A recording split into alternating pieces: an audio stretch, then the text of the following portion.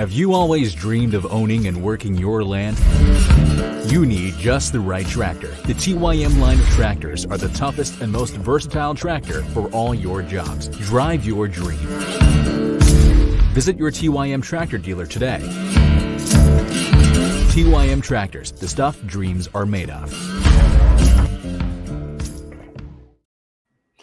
Hey, welcome back to our live stream. I'm Tony. This is Tony's Tractor Adventure, and today we're going to be having our good friend Brock on from Rockhill Farm. And I'm trying to do a few things each live to get a little bit better. I've told all you guys in the past that I am not good at this. This is not my natural way. And then my dog is barking. Gizmo is barking in the background, so that don't make it any better. And let's see here. Got all this stuff, all these buttons to push and all these new things to learn, but I'm trying to do a little bit better every day. So what we're doing is we're going to introduce Brock here, Brock from Rockhill Farms. And I asked him, I said, send me a little bit of footage of what you guys are doing. He was kind enough to put this together for me. So let's watch this, and then I'll bring Brock on right after that. I was on my way to somewhere else. I got a call asking if I could cut these beams up. And they told me they're really big. I might not be able to lift them with the skid loader. I said, that's ridiculous. I felt attacked, actually.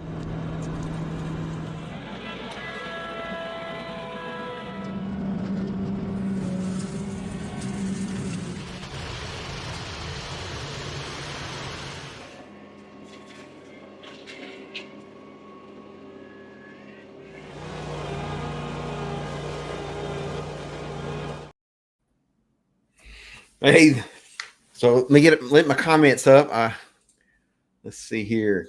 We got the Piney Grove here. Brock, how you doing, my friend? Doing pretty good. Excited to be here. Talk a little tractors with you. You guys don't know, this is Brock from Rockhill Farms. He does you're doing a lot of cool stuff, man. I'm telling you, you're doing a lot of cool stuff. I've been watching your channel pretty religiously here, and I'll tell you, the hay stuff, I'm fascinated with it. And the way you present it is pretty awesome too. Just the fact that it's you're learning and you're showing everybody how you're learning takes guts, first off, because there's going to be those people. There always is. But I really like the fact that you're showing the bumps and the bruises along the way. Yeah, so it's like with the hay, it's not rocket science, but you don't know until you try to do it. You don't even know what you don't know. That's it. You don't know what you don't know. It's something simple that it might seem like painting something is simple, but there's a whole bunch of ways to mess it up. It's the same way with this. Until you Phil from Small Farm Innovations said that you learn how to cut hay when you rake hay, and you learn how to rake hay when you bale it, because as you're baling it up, you say, oh, I shouldn't have made those tight corners because the baler won't follow the way I raked it. Right. Things. So my boy's in here. There's old Hank from Hamiltonville Farm there. He's in here with us. Let's see. Let's go through and see who we got here. I was playing with buttons, and I got a lot of people making comments. Got Mr. Joe Park. Let's see. I think most people are going to be able to plumb the hydraulics on their mills ASAP. What he's talking about is we upgraded our sawmill to a hydraulic sawmill, and there's a kit that you added to it, and that's what he's talking about. I'm telling you right now, if I can do it, you can do it, because it's not that hard. It had lots of pictures. I really it had tons of pictures in the how to. But let's see, we got the Brad from the Piney Grove Homestead. Yep, I'm surprised Brad's got time to be on here. He's got a lot of weed eating to do. Lots of weed eating to do. He's baling a little hay too. So Brad's using the mini baler that makes the little like 2x3 balers that weigh like 50, 60 pounds. And I'm doing the mid-size, which is a 3x3. It's 350-pound bales. Yeah, he gets in there and gets it done. There's a lot of people in here. Let's see. Peterson Farms in Nashville. Let's see. Who am I missing here? Guys, I'm sorry if I suck at this. So if I miss you, don't be mad at me. Bigelow Woodcraft.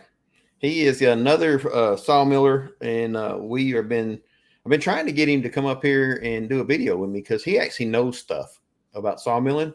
And we need some wisdom. I need some wisdom on this end. I can put it together and fix it, the mechanics of it, but there's a lot about sawing logs that I don't know yet. I'm pretty good at faking it as long as there's no one standing there who actually knows. There's Mr. Lucas. Yeah, he made the trip down from Kentucky to hang out with me about 2 weeks ago. Well, that shows he ain't got no sense anyway. Mm-hmm. We both made the same video about spinning donuts in a ditch with the Cub Cadet lawnmower. All right. But everybody hated us for because he blew a little grass on the road. And in my video, I stopped and said something about the importance of not blowing grass on the road, but nobody cared about that. We got in a lot of trouble for that. Let's see here. Who's your handyman? Trying to make sure there's Mr. Greg. Oh, look at there. Mr. Allen. Going through them all. I don't want to lose nobody. We got 32 on here. My goodness. Y'all give me a thumbs up. Oh, wait, I ain't supposed to say that. You're supposed to say that. Give him a thumbs up. Toot my own horn there. No, yeah, I'm really trying to do this live stream, and I appreciate everybody coming on and listening to me talk. And I'm really more appreciative that Brock's on here to talk with me, because otherwise they just have me to talk to, and that would be a very dull live stream. All right, so hey, I want to get started here. And what I've been doing is I've been telling these stupid jokes, and they're stupid. And let's see here. Why do skeletons fight each other? Or why don't skeletons fight each other? They don't have no guts. See, I messed it up. I messed it up. What was your dumb joke? You had a dumb one earlier. Tell me that one. That was so funny. Well, it's funnier when no one knows it's a joke. I was trying to be serious and tell you. I'm gonna ruin it. Look I was having a hard time because I had to work at a bakery just to get by. I really needed the dough. I screwed it up for you, man. I'm sorry. Yeah. I think it's good that we went into tractors on YouTube and not comedy. Hey, right there's my sister-in-law pops up. Hey, that is Heike. Wonder what Hank's giving us an 8 out of 10 for. Is that the joke delivery? Listen, my boy Joe, he's got jokes now. He's got a joke for every situation. I don't care. And he can remember a joke that he heard in 1975. He does. He's the joke guy. Gotta love tractors. That's right. So anyway, well, this is about you, believe it or not. So we want to know about you. I got a couple of questions for you. First off, so this could be touchy subject, so be gentle. You've lost a lot of weight, man. You look good. Tell us what's going on, man. Tell us the journey.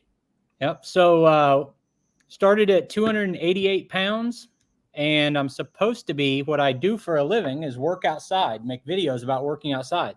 It's hard to work outside if you run out of breath just walking out to get to your tractor and back. And had high blood pressure. Doctors are trying to put me on medication for it. I'd watched Dr. Jordan Peterson talk about the carnivore diet, and then I saw you do it.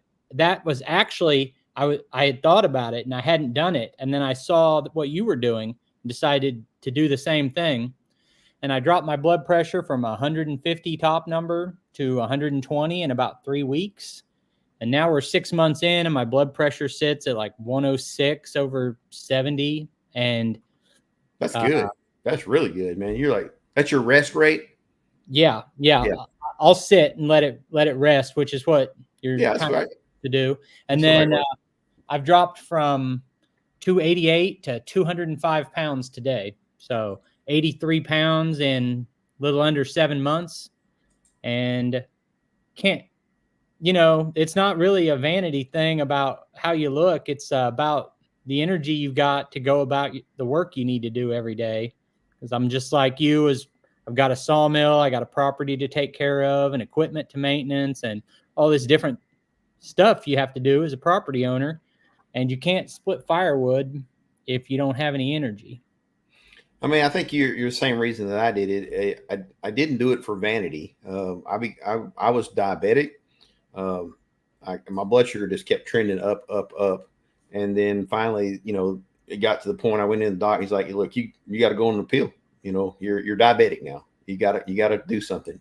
And the irony of it is never once did the doctor talk to me about changing my habits. It's like, we'll put you on a pill, and it really rocked my world. A lot of people don't know this, but my father passed with heart attacks, and it was all tied to diabetes, and he didn't do anything about it, and or just took a pill and just carried on. And not to make it a bummed out thing, but it really rocked my world. So I'm very analytical, and I went out and researched, and it was like, I was like, can it really be this easy that I just, don't eat this and I eat this and everything's go okay? And same story. I'm down.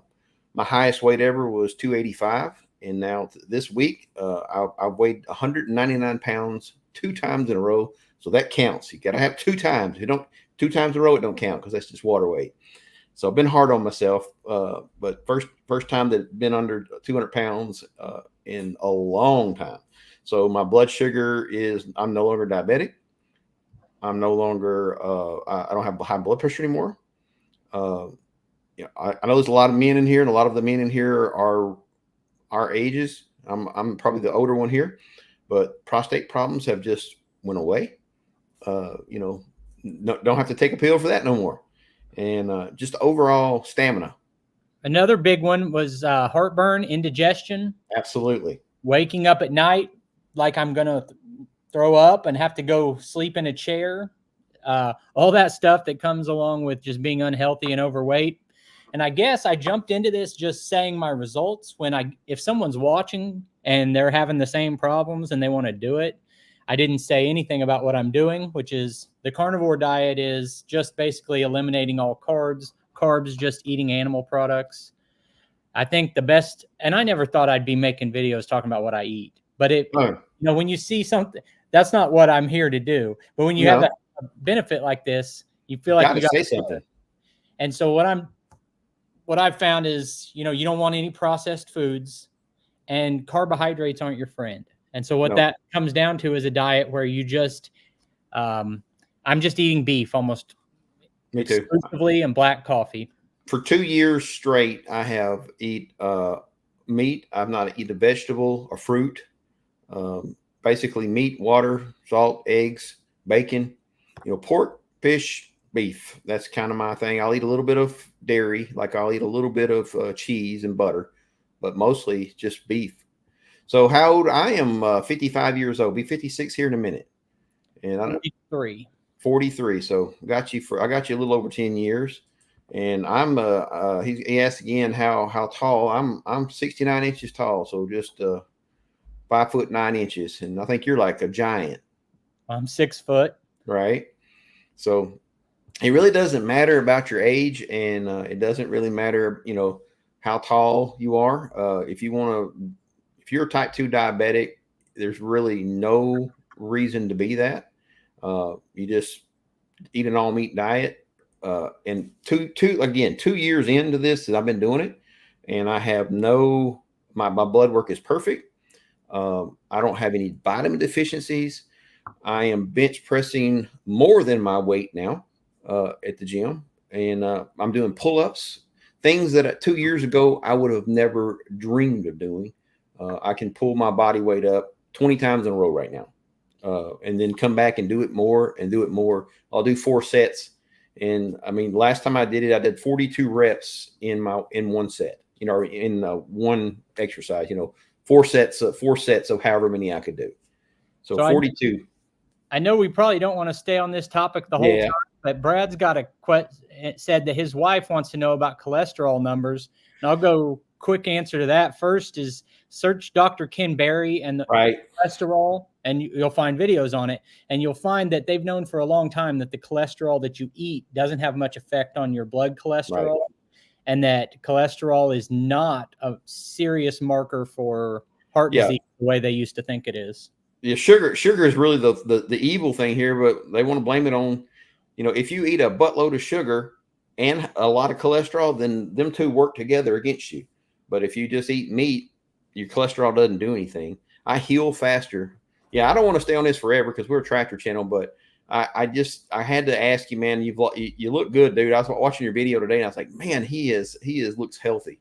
Life changing. Yeah, it's life changing. At let's see, at 8 o'clock at night. Well, here it is, 7:16, and my wife would be like, "Will you sit down and be still?" And I've got energy all day. I sleep about 5-6 hours a day, and yeah, it's funny. Make your heart surgeon get a scan. There's a heart surgeon that's doing the carnivore diet now. I've been doing it for about 5 years, and he is the biggest proponent of the carnivore diet because actually the cholesterol is what makes your brain work. And yeah, it's very. I don't want to get off into this too much deeper, but there's also a heart surgeon who's written a book called "Stay Off My Operating Table." That's talking. That's him. Carnivore. Yeah, that's him. That's the guy. He's got a YouTube channel. I really like it. So Phil, he's asking us a question. This is Small Farm Innovations is an importer for TYM, and he's also an importer for multiple different types of small hay equipment. And he's the one who brought me my hay equipment, in case there are people here who didn't know about Small Farm Innovations. So they carry Moshio hay equipment, TYM tractors, Takakita, which is a Japanese brand, in the mid-size and the smaller round bales. So I missed that question up at the top here, and he was asking 264 or T25. Honestly, in my opinion, I've owned both of them, and the 264, I love the engine. It's a little powerhouse. However, the comfort of the T25, the seat, and it has a little bit longer wheelbase, and that little bit longer wheelbase makes it ride a whole lot better. So you take that better ride in conjunction with the seat, you can stay on it for a long time. The seat on the 264, it's an hour and a half seat and you're done. I mean, your butt hurts. It's the entry level economy tractor. However, the transmissions, the back end of the tractor, they're exactly the same. Use the same hydraulic upgrade. Like if you want to put rear remotes on it, it uses the same parts. The transmissions are exactly the same. They do have different engines. The T25 has the Yanmar, and then the 264 has the now it's the TYM engine, but it used to be the Coupe J engine. I will say that the little Coupe J has got some good torque in some right places, and to get that same kind of power out of the T25, you got to have your throttle a little higher. But it's one of them deals where if you didn't own one or the other, if you didn't own both of them, you would never know. You would just never know to worry about it. So I'm not familiar with the 264. Is that a legacy Branson, or is that always been? That is basically the 264. In my understanding, and I don't have all the tea leaves, but the 264 is the forerunner of the T25. The T25 is an upgraded 264, and originally I was told that it was going to go. The 264 was going to be faded out, but both tractors have sold so good because there's a market for that entry level, that entry no frills tractor of the T264, and then there's definitely a market for the T25 because I think that's one of their best selling tractors. They both have their niche, and so they kept making both models. And even though the T25 is supposed to surpass it, and I'm sure at some point it probably will. The T64, maybe in 5 or 6 years, they might quit making it. But as long as people are buying them, they're going to keep them. And they're going to keep making them. So I didn't see that, Phil. 63 years old, 2 marathons. You the man. Into Google right now to see what a John Wayne marathon. Yeah, it don't sound fun. I know that. Let's see.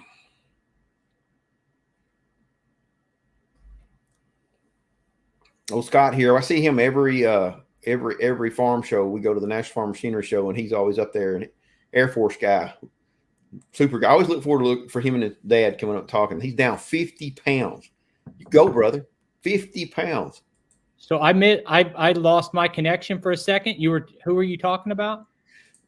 Scott. He we meet at the Farm Machinery Show every year. They come up. Him and his dad come up, and we always talk because military, and he loves tractors. We love tractors. We all sit around and talk, and so I always look forward to seeing them at the farm show every year. And two military guys can get around. I don't care what branch. We can find something to talk about. Look at there. Thank you, brother. I appreciate that. That's some fuel for the sawmill. That's right too, because I got some bad fuel. I don't know where or how, or if it's just the humidity, but man, my sawmill. I went through all this trouble to upgrade the sawmill and get it running, and put the hydraulics on it, and then I put my sawmill head back on the sawmill, and it's been sitting up under the barn. Well, I guess the hot, cold, and the humidity, because it's been so humid here. I guess it got some water in it, and it run like crap today or yesterday when I was sawing with it, and yeah. But I appreciate that, Hank, a lot. So this is your newest mill. Yeah. That you're talking about, and what horsepower engine is on that bigger mill? It's 22 horsepower. You mind if I show a little clip of it? Go right ahead. So y'all bear with me, because it's got this is just the kit right. All I'll say is I move the head forward out of the way so I can see, because I don't have enough skill yet to do it around the head.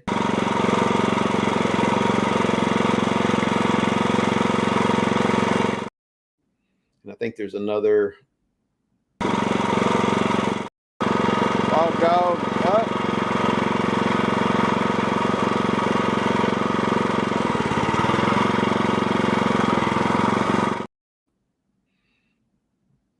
And then the ultimate goal is this.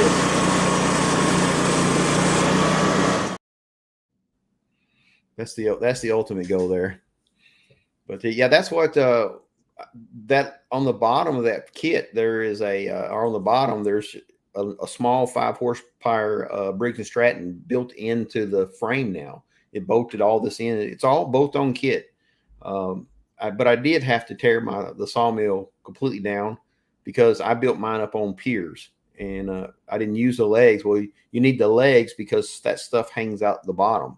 So I had to tear it down. It took me an extra couple of days to do that. Again, like I said, if I can do it, a monkey can put it together. I look forward to seeing how that upgrade works, because when you look at the sawmill market, you've got manual mills that are affordable. You've got hydraulic mills that are not at all affordable. And so if this can kind of slide in between there. This is the lowest cost hydraulic mill. And one thing I was really kind of proud to see, the Frontier is a import sawmill. But I'm saying import, I don't count Canada as an importer. I mean, I just don't, I'm sorry. They are, but I legally, but anyway, all these parts, all this add-on stuff for the hydraulics, most of it was made in Canada. I thought that was pretty cool.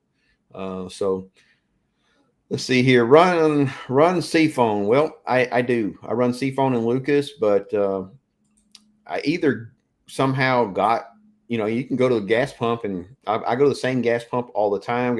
Station. I've never got bad fuel. I've never had an engine do this before. I mean, I've run small engines for years. And this one, just for whatever reason, I hadn't run it in about a month, and it just decided it didn't want to run good. I mean, I still cut a log with it, but I'm probably going to come back from my trip and drain all the fuel, put a new fuel filter in it, probably put plugs, and start all over. All right. So again, this is about you, and I keep going back to me. I like to talk about me, apparently. Yeah, that's all right. All right. Before we start with my next question with you, I want to ask you, or I'm going to tell you another stupid joke. This is my thing. Why did the bicycle fall over? Because it was too tired. There you go. That's. I need to get you one of those sounds. I like those little short channels that just tell the dad jokes. I watch it all the time. Yeah, that's great. Yeah, Lucas, that sawmill is next level. It's really good. I think it's going to be, well, I'll tell you, first off, it's going to keep me from hurting myself, because that sawmill will handle a 33-inch log. So you take a 33-inch log that's, say, white oak, that's 16 foot long. Man, that is a lot to ask of a person to turn over. So I'm kind of a dealer now for Woodland Mills, and people come to look at mills, and I've got different sizes there, and they're like, what size do I need? And like, well, what size log can you handle? Yeah. You don't have anything to move logs with. You don't need a mill with a big capacity, because I've got all kinds of equipment to move this stuff with. And my mill sets 2.5, 3 foot up in the air, and you put 3,000 or 4,000 pounds of log up in the air. It's a lot. Yeah. Reality is where we're at. I'm probably only going to ever get, I've got some 30-inch tulip poplar that I'm going to run through it, but I can pick that up, a little bit lighter wood. But there's no way. I don't think I have anything right now other than the crane truck. I could crane truck it up, but I don't have it. The tractor won't pick up a 16-foot, white oak. It's not going to do it. It's 30 inches around, and it's not going to happen. All right, so here we go. My next question. Well, it's actually I've been fascinated with watching your channel, man. You guys don't know. You need to check his channel out. This is.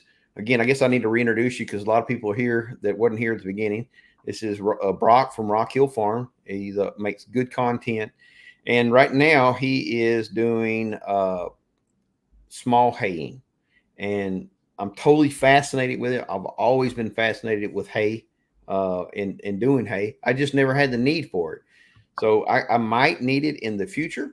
Reason being, I might come buy your hay. That old trash hay. What you call it, trash hay?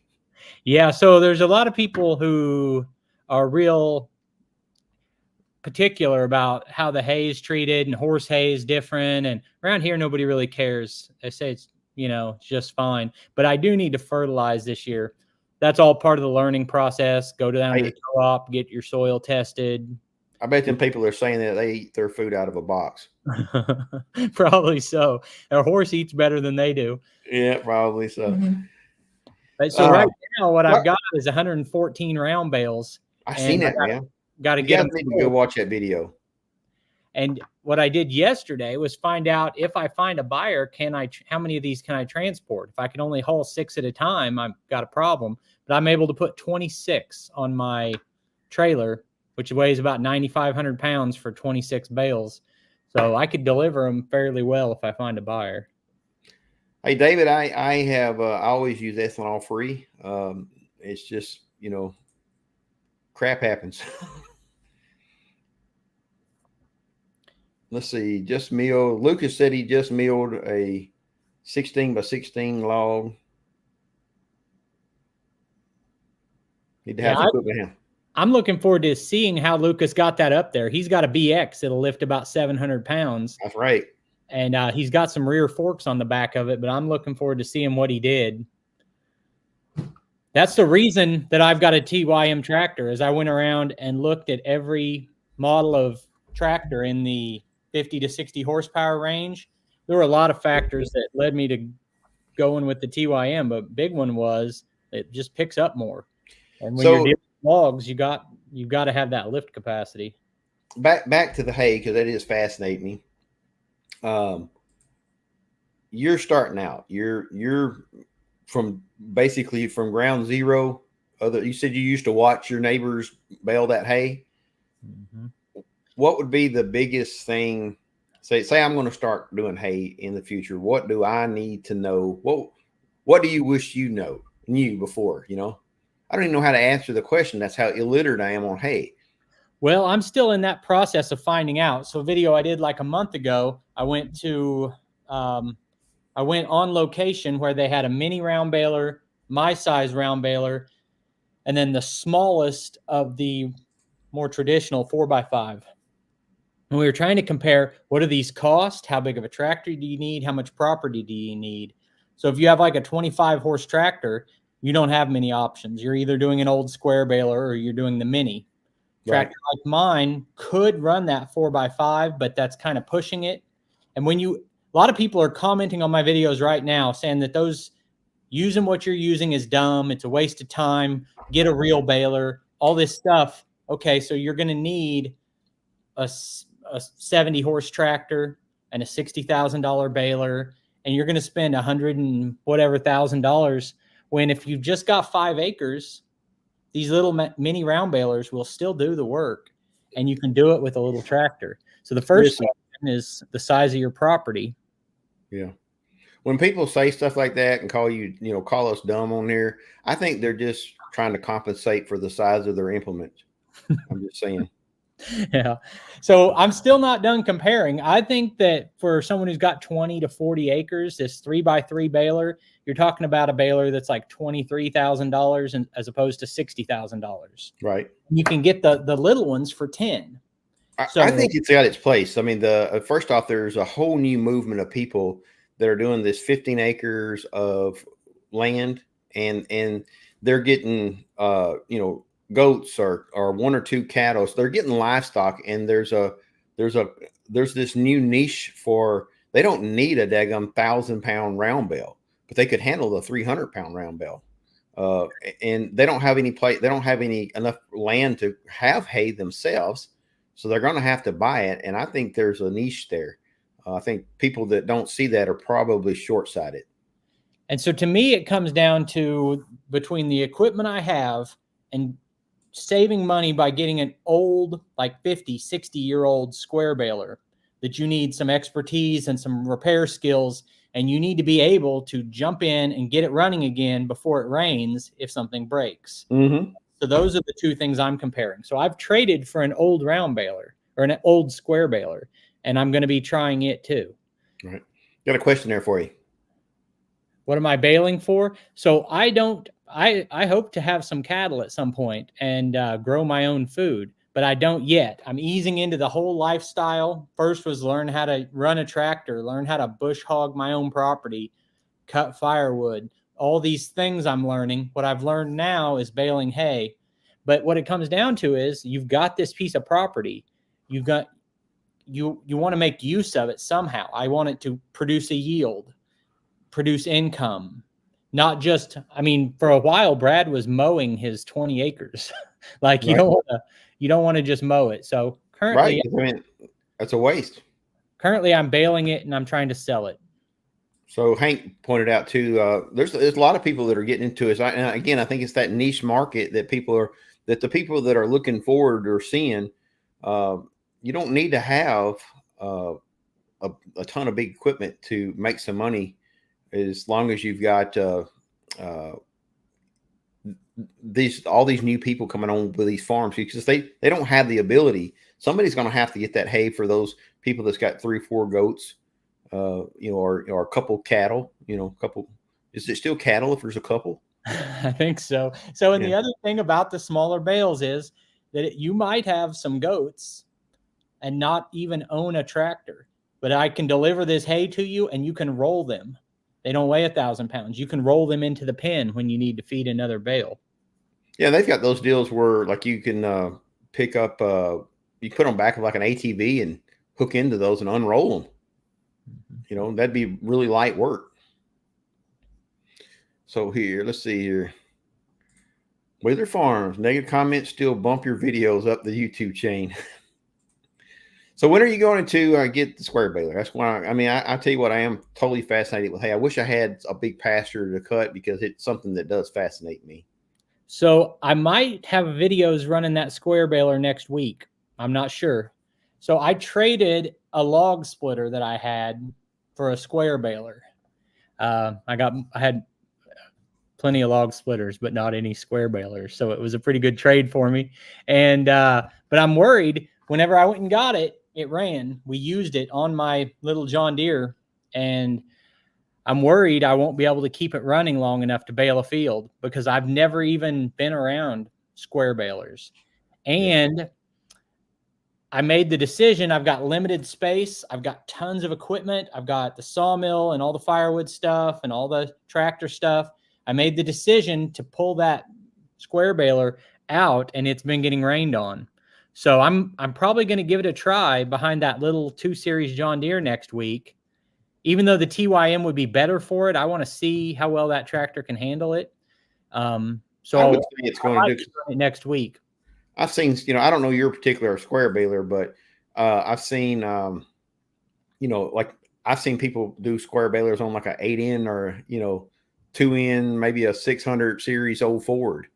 Mhm. It wasn't fast, but I will say this: I'm that extra 10 years I got on you. I threw square bells. Yeah, 5 cents a bale. That's good money back then, man. Yeah, I that would. was what my dad did his whole childhood, but no, I never had to do that. Yeah, Miss it's a character building event. I'll say that. the square baler is an international harvester. It's an IH. I don't know anything else about it. I have a video on my channel running it behind that John Deere. But I showed up, and my friend Paul Case, that I've done a lot of videos with, he's an old school farmer, uses all old equipment. And I showed up and he said, you know, the hay's raked into windrows. It's ready to go. I've just greased the machine. I hooked up. We made some bales and we made the trade. So it worked when I picked it up. But literally, like, I don't even understand how the knotters work. Like, that's the type of learning process I'll have. Yeah, but you're a smart guy. You're gonna figure it out. Hey, let me ask a question for the group here. We've got 40-something people on here.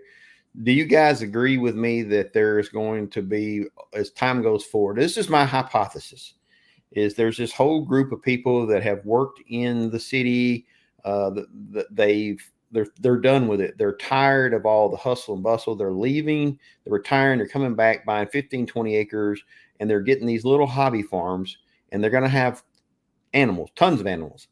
Small animals. They're going to need hay, but they don't have the means or the enough land to grow that hay.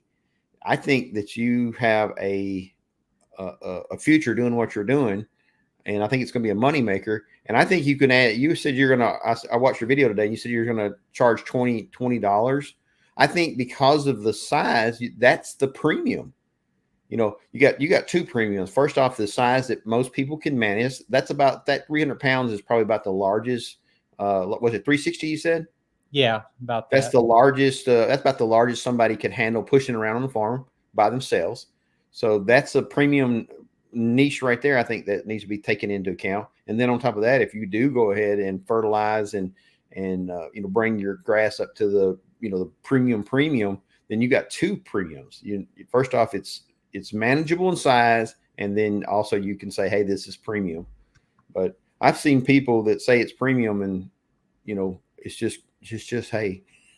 There's what you said about the movement towards moving out in the country. I think there's a ton of people want to do that. I said in my video the other day that I think that the compact tractor has replaced the sports car as like when you're successful in business and maybe lived in town and you want to do something else, like the midlife crisis thing. I think it's the new thing is I'm going to move out in the country and I'm going to split wood and I'm going to run a tractor and like find a level of peace with lower stress that I haven't had in my job before.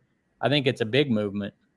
Y'all do me a favor and take time in the comment section. I'm really interested in that. If you think I'm off base, because I really read the comments on my YouTube videos and Facebook. I try to read all the comments, and it gives me a good understanding of where I think where we're going. And I'd like to get you guys' opinion on that. Is what I say happened about people moving out? Is that what you're seeing too? Because I see it all around us here in rural Tennessee. People are moving in from out of state, from big cities. And they have this dream.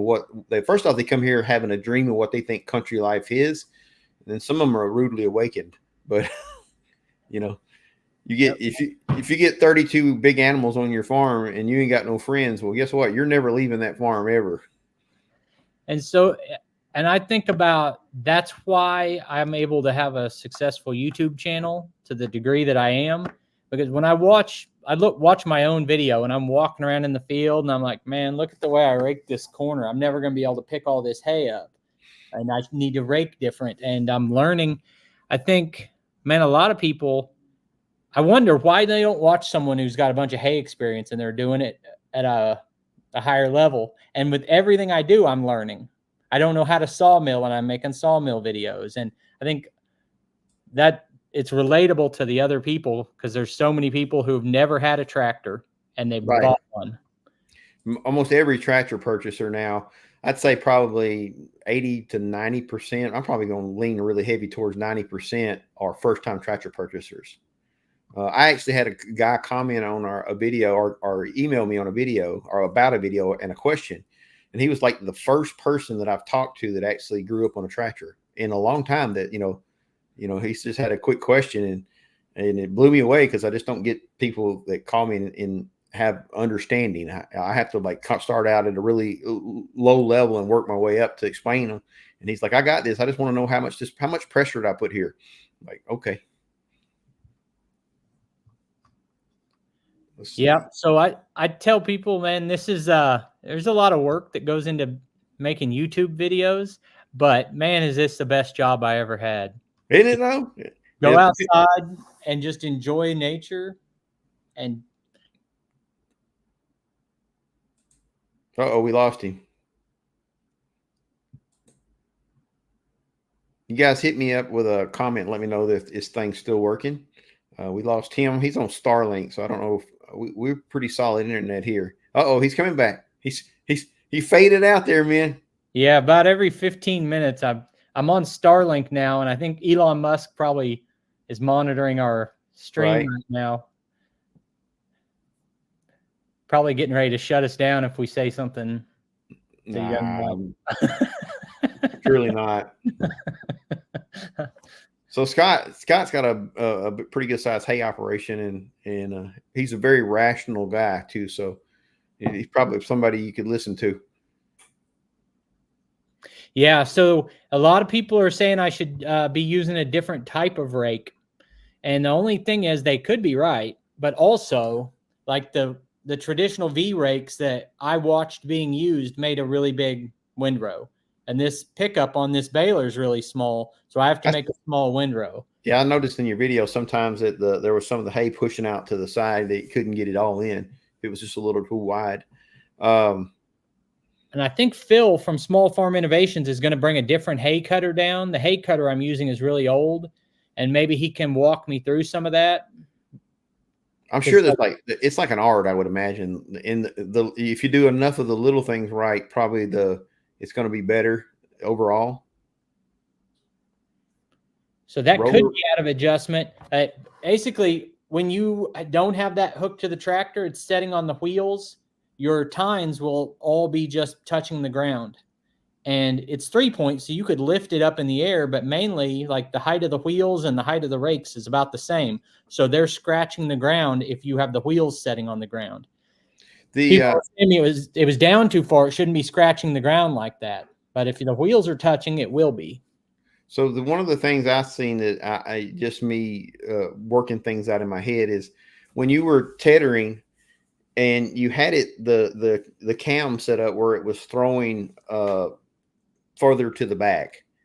But I think when you were doing that, if you had pulled your curtain in, it wouldn't have threw it so much to your operator side of the tractor. I think if that curtain had come in, it would have carried it on around and threw it further, spread it further out the back. I kind of noticed that too. Sometimes you see it in the edit and you didn't. Oh yeah, exactly. I mean, it's easy hindsight when I'm looking at it here in the perfect comfort of my home, in my recliner with my easy chair and a cold drink, I'm good to go. I see all your stuff. Let's see. I'm reading comments here too. Yeah.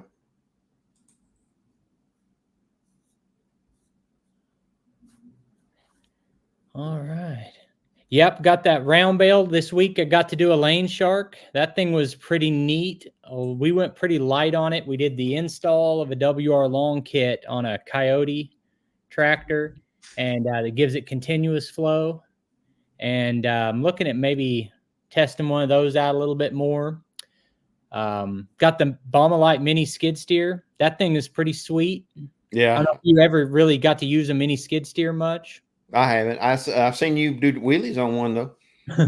I tipped it over, and of course everyone was like, "This guy's an idiot." Well, so what we do is we test stuff, and I wanted to see what it would take to tip it over, and I didn't necessarily want it to tip over, but I mean, I'm kind of pushing the limits to find out. And I love that machine because it's so quick to get on and off of, as opposed to climbing up in a seat and dropping the parking brake and putting it in gear. You you step on it. It's 10 inches in the air. You step on it and you push the lever and you're moving. Let go, step off, and you're grabbing something. It's just, if you just have a few things to do, it just feels so much more convenient. Lifts about 1,000 pounds. It's got 13 gallons per minute of hydraulic flow. So like I've got an auger, post auger that I run on the front of it. You can actually spin the dirt off the auger, right? Mm-hmm. And you can spin it backward if it gets stuck. Yeah. So I got the front mounted auger for the tractor. It's made specifically for the tractors, but it's made for low flow, like 5 gallons per minute. And my problem is it's not a problem, is that I can go in and then back out if I keep getting stuck. But when I pull it out of the hole, you just want to spin it real fast and throw the dirt. Well, because of what it is, it's got a gear in it that reduces the ratio to make up for the difference for the tractor's lower flow rate. So I have to literally pick the auger out of the ground, move it over and stick it out in front of me, and then drop it off. And then that's how if I don't want the dirt to fall back in the hole, that's what I have to do. Whereas if I could just keep the tractor where it's at and go down in the hole, dig it, bring it back up, and then spin it and throw the dirt out away from the hole, it's just a lot easier to work around afterwards. Yeah, absolutely. So I'd always wanted to use a loader mount, but all I had was the small John Deere, and maybe the one you have would be low flow enough, but anything that ran off front hydraulics, I just didn't have the option. I didn't have the flow. So getting the TYM opens me up to that, like a Lane Shark or a front mount auger. I put it on my little T25. That's actually what I use it on now, is the T25, because on the 474, it's got that big hood, and it's hard to see. It's hard to see. If I had it to do over again, I would have got the one with the offset. You can get it where it's dead center, and that's great for a skid steer. But you can also get one that's off to the left, and that way you can actually sit on your tractor and see it. And that's what I should have got. I think I'm probably going to take a grinder and grind that mount off and move it over. And I'm not going to say the word weld, but I'm going to melt it back on in the place I want it.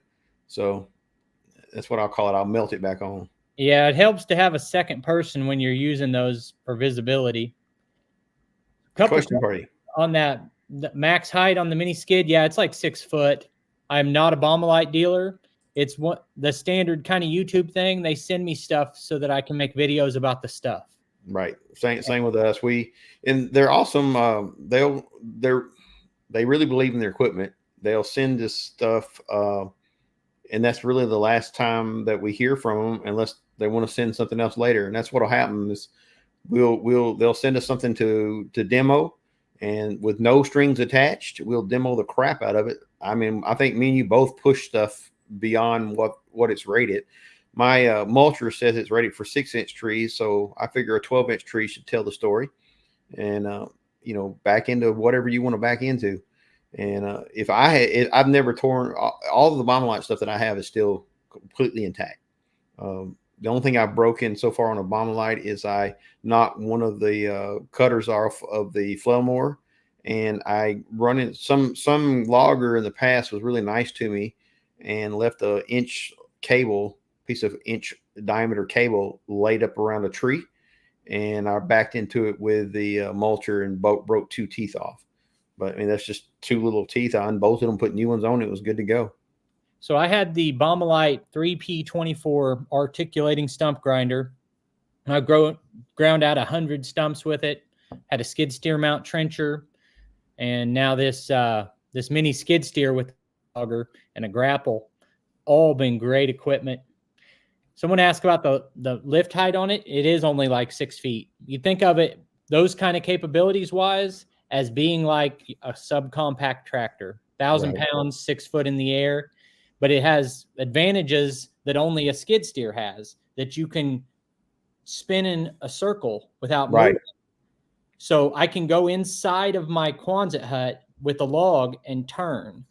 And that lets me use that as a forklift inside my building and all kinds of things that a tractor can't do.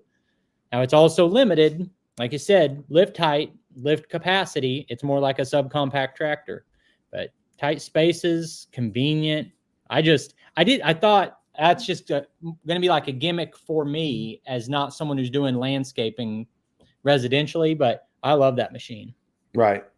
I actually had looked at it myself, but for what we're doing, I don't think it's right for what we're doing. But it's for landscaping, and it's got so many uses. And maybe one of the things, if I had it here, I might be feel totally different about it. Somebody said here we should do a live feed every week. Well, this is my third one in a row. So we're doing every Tuesday. We're doing Tuesday Talk, where I bring on another guest, another YouTuber, or just going to be a guest at some point. We've got a couple of people lined up that are not even YouTubers, but they're smart about something, and so we'll bring them on. It's hard to find people smart about something, but I do one maybe once every month, once every couple months. It just, when it crosses my mind, I do it, or if there's someone I want to talk to. But I'm pretty much, I think I'm locked in till it just becomes a hassle. I'm going to probably do a live stream every Tuesday night. Try to get, I really enjoy this, talking to you about what you're doing. So I kind of skipped. Let me ask one of my stupid jokes, or tell one of my stupid jokes again. You guys don't know what I'm doing here. We started this live stream thing. This is, like I said, this is our third or fourth live stream. I go on the rectangle of knowledge and go into one of the AI chat GTP, and I ask it to write 10 questions. Now they got to be clean, and or 10 jokes. This is, the computer made these jokes up, and they're stupid, and that's what makes it funny. Let's see. Oh my goodness. How do you organize a space party? You plan it? No. That's so lame. I got to get me some of those sound effects. Don't. Man, that's crazy. All right, let's see here. Make sure you have 3 with larger plumbing on third. Yeah, absolutely. I mean, what he's talking about is in your I think we lost Brock again. yeah, I froze. There you go. Hey, you had the most unusual look on your face. You were at stop. You were just kind of, yeah, that was it. He said, make sure you have 3 inch or larger plumbing. Well, that's important, totally dependent upon the flow rate of your tractor. Like on our smaller tractors, some of the small ones, it probably wouldn't make that much of a difference. But when you start getting up into the little bit higher flow rates, that's a traumatic. It not only does it limit your flow rate, but it also causes the fluid to get much hotter quicker. I had to put a flow restrictor on the mini skid steer because the grapple was like boom, boom, boom. It's like going to break. The FMP 322. I can't remember what that is. No. Is that the flail mower? It's not. I don't remember the 322. I don't know. I'd have to look it up. But with your farm, just tell me what it is, because I don't remember that particular number.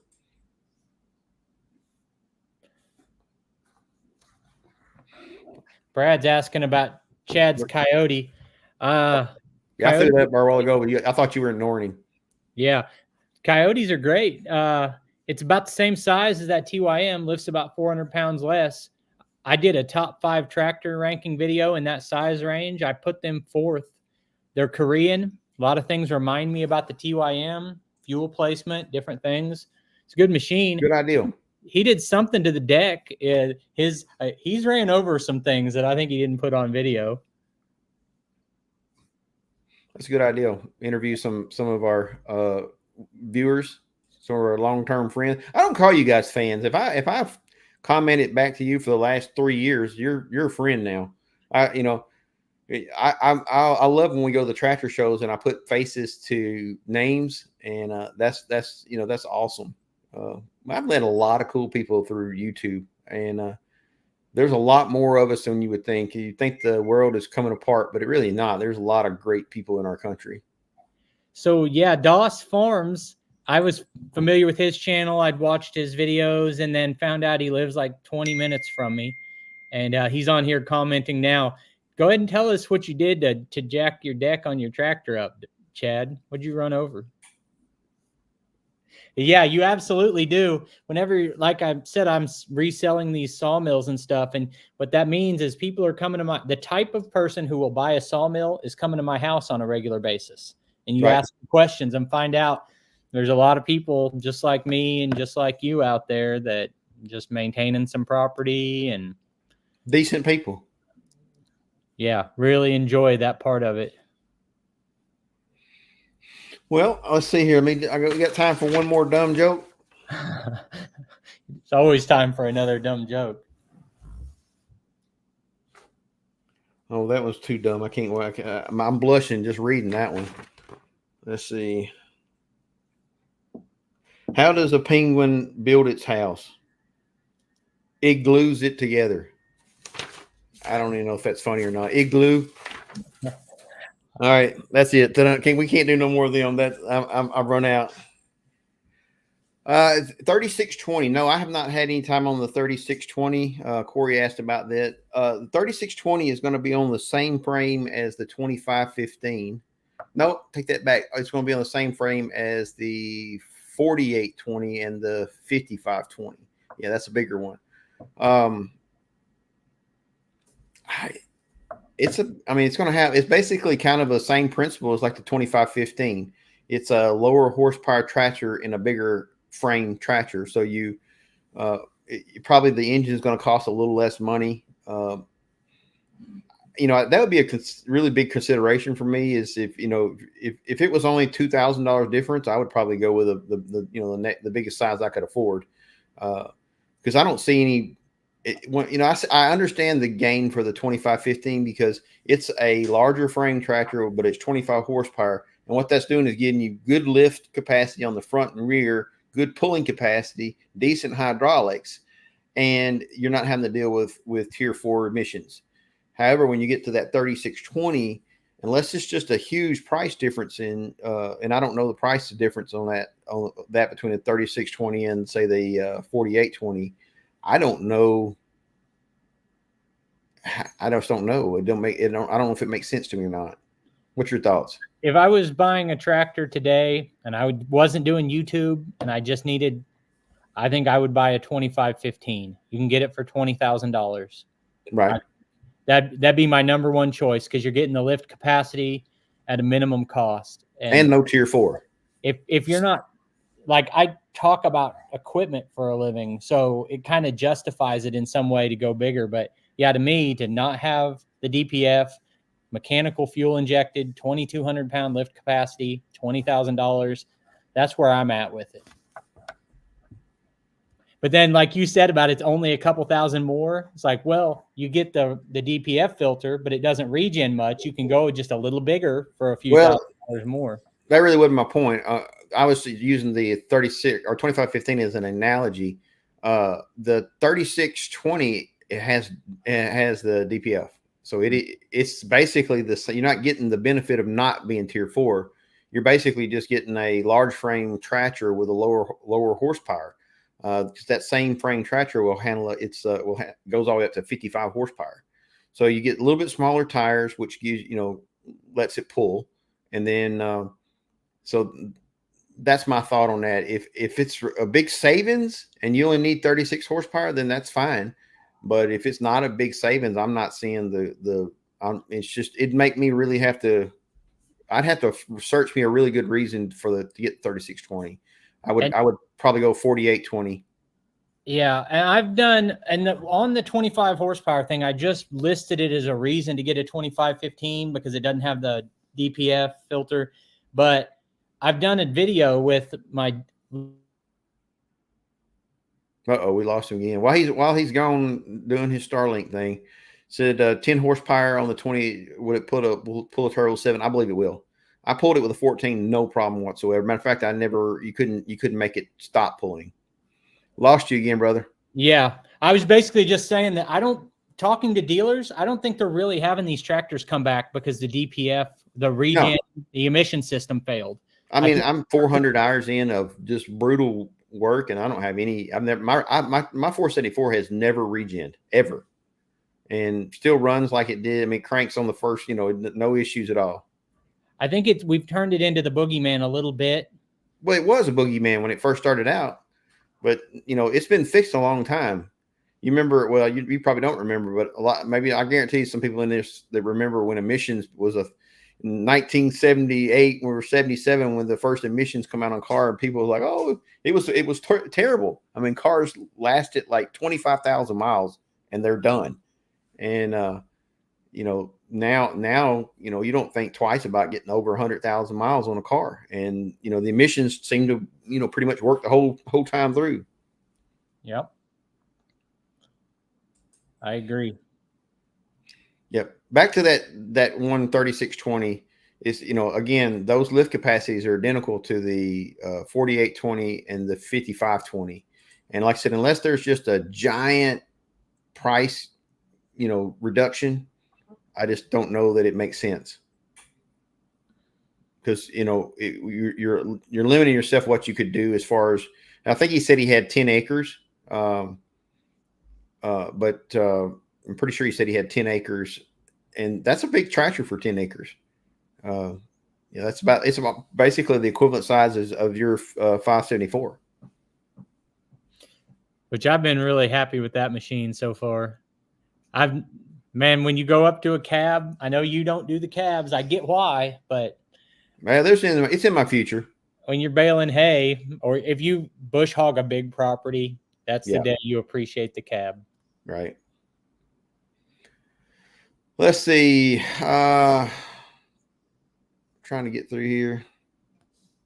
Yep. Don't have any emissions on the old Fords. That's for sure. Wait, they don't have mufflers either. How'd that happen? So I got a secret I'm gonna let out. We were talking about bomb light earlier. So they're testing, and they sent me a new stump grinder. I've seen pictures of it. Right, you know what I'm talking about? Yeah, it's got made a little bit more of an angle on it. Well, it's made for a. They sent us the articulating one for the the medium sized tractors, and it works great. And I put that on my 25 horsepower. Both of the 25 horsepowers pulled it. Now, obviously, they didn't do as well as the 48 horsepower, but they still it was acceptable. But he's built one that is made for like subcompacts and the smaller tractors like the T25.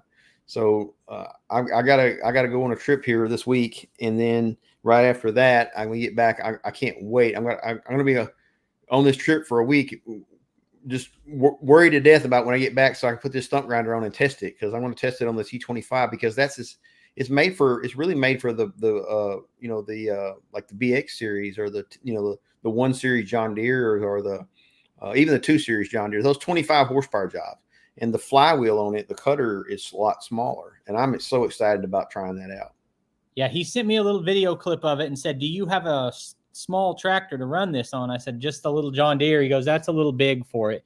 Yeah. So now I'm trying to talk him into that, putting one on that mini skid. Yeah, I think that would be a good fit for it too. Yeah. So I look forward to seeing you run that. Yeah, absolutely. Well, we've been here an hour.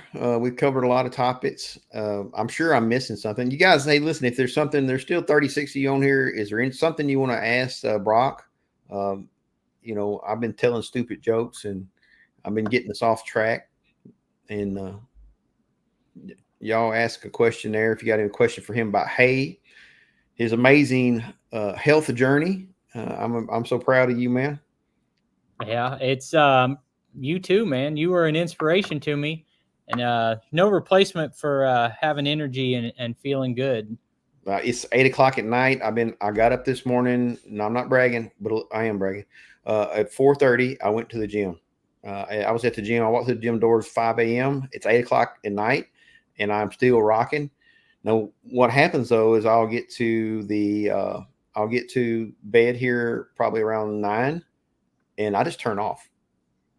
And wake up with a little slobber on my pillow at 4:30 in the morning, and I get up and do it all over again. Well, I enjoyed doing this. I appreciate you having me. We'll have to do it again.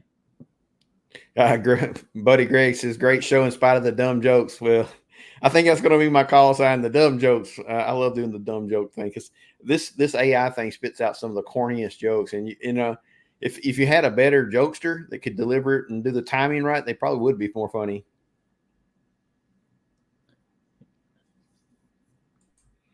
Let's see here. Just want to say thanks for sharing the tractor. Guys, we're going to wrap this up. Last call for any kind of questions for either one of us. And then we're gonna tap out because we both got busy days tomorrow. You're gonna work another 8 hours a night? Well, I'm on the fence. I'm halfway through sawing up one of those beams. I'm trying to build that whole woodshed out of those donated railroad beams. Those things are huge, man. Yeah, I got one big chunk left, and it's sitting on the mill, but I saw a piece of metal sticking out of it. So I could go back out there tonight, or I might just sit on the couch. I don't know yet. Appreciate it, Mr. Lucas. This show. See you next week. We've got Nathan from Out of the Woods. He's going to be on with us, and I'm going to be picking his brain about sawmills. He's forgot more about sawmills than I'll probably ever learn, and he's just the longer I watch him, the more I watch his YouTube channel, the more I realize I don't know anything about sawmills, and there's always something new, a way to read the log. And I do got an ace in the hole. Just so before we go, I got a little ace in the hole. I was at the gym this morning, and one of the guys, he's probably 75 or so. Just happened to strike up a conversation. It's how God works in our life, right?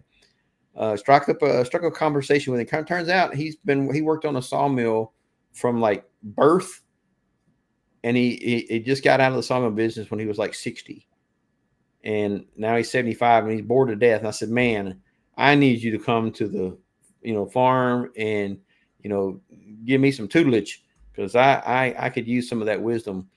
When I first started out with the sawmill, I had convinced myself I could do this, and I knew everything there was to know. And then reality kicked in and realized that I don't know anything. And that's when you start learning. It's not hard to cut a big piece of wood into some small pieces of wood, but if you want them to be straight, there's all the different grain orientations within the board and how long you dry it, and there's so much more detail than you realize at first. I'm going to answer that question real. Doing the string method and the can't thought. Listen, I don't do anything with a string anymore as far as leveling my sawmill. You can go on Amazon and buy you a little laser leveler with a receiver. You got to have a laser leveler, that shoots a laser out level, self-leveling, and a receiver for probably $30 or $40. And that's the way you level you just go. You set your reference point and you go through and make sure that all your bunks are exactly the same using that level. It's within like a 1/16 of an inch or less. And that's the only way I would do it anymore. I don't even begin to try to follow the direction. What he's asking is on the sawmills, you have to level, you put the whole sawmill together, and then you have to level the bunks. And so the sawmill needs to be level from one end to the other and then from side to side. And each bunk needs to be perfectly level, or whatever you cut, it's going to show what your bunks are doing. So if one's high, you're always going to have the tree or the log pivoting. So that's what he's talking about. And there's this old fashioned way of doing it with a string, but I mean, my goodness, the laser levels now are cheap, and it probably somebody that's got one, because you really probably won't need it very often. Maybe once or twice a year you might want to check it, but yeah, that's the way to go with a laser level. I have killed myself with the strings too, and you put strings and washers and bolts and all this, and you take the little nut and go down the center trying to touch it with a string. Well, if your string ain't tight enough there's a little bow in it like this, and so the laser level is just a way to go. Yeah, Nathan's over there with you, my friend. He definitely is a good boy. I think the world of him. I need to get back over. I went over to his place one time. We've been friends for, I don't know, four years, and see each other at shows, and I've been to his house one time. Only problem is he talks too fast. Yeah, whatever. Hey, y'all. He's a good dude. I think the world of him. Yeah. All right, I'm ready to tap out. Are you ready to tap out? I'm good. All right. I will end this live stream. Guys, I appreciate you watching the channel. Pray for y'all. God bless. We love you. Thanks.